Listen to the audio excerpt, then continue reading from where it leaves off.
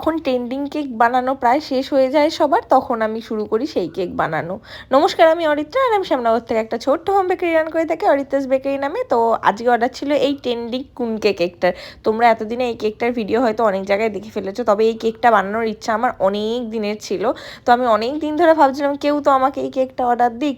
তো একটা order confirm হয়ে সেটা ক্যান্সেল হয়ে গেছিলো। তো পরে আমার এক বান্ধবী, আমরা স্কুলে একসাথে পড়তাম, ও আমাকে বললো ওর বাবা আমার বিবাহবার্ষিকী উপলক্ষে ওই কেকটা নেবে। তো আমাকে বলেছিল তুই এরকম করে একটু করে দিতে পারবি। আমি বলছি হ্যাঁ অবশ্যই। তো আমি অনেক দিন ধরে মন থেকে চাইছিলাম যে এই কেকটা কেউ তো আমাকে অর্ডার দিক। তো ও আমার কাছে সেই মনের ইচ্ছাটা পূরণ করে দিয়েছে।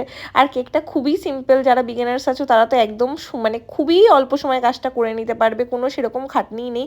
কিন্তু এই কেকটা দেখার পর এত সুন্দর লাগছিল, আর বিশেষ করে এই কাজটা ফুটিয়ে তুলেছিল এই শাখা পলা দুটো, যেটা বানিয়ে দিয়েছিল আমার মা। আমার মা আমাকে প্রচণ্ড সাহায্য করে দেয় কাজ করতে গেলে।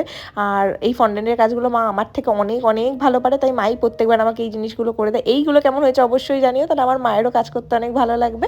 আর এই কেকটা কেমন হয়েছে সেটা তো অবশ্যই তোমরা কমেন্ট করে জানিও। যে নিয়েছিল তার তো কেক খুবই পছন্দ হয়েছে। ও এর সাথে আরও একটা কেক নিয়েছিল, ওটা তোমাদেরকে নেক্সট কোনো ভিডিওতে দেখাবো। এই কেকটা কেমন হয়েছে অবশ্যই কমেন্ট করে জানিও। ভালো লাগলে ভিডিওটাকে লাইক আর চ্যানেলটাকে সাবস্ক্রাইব করে দিয়ে আমার পাশে থেকেও। দেখা হবে নেক্সট ভিডিওতে, ততক্ষণের জন্য টাটা সবাইকে।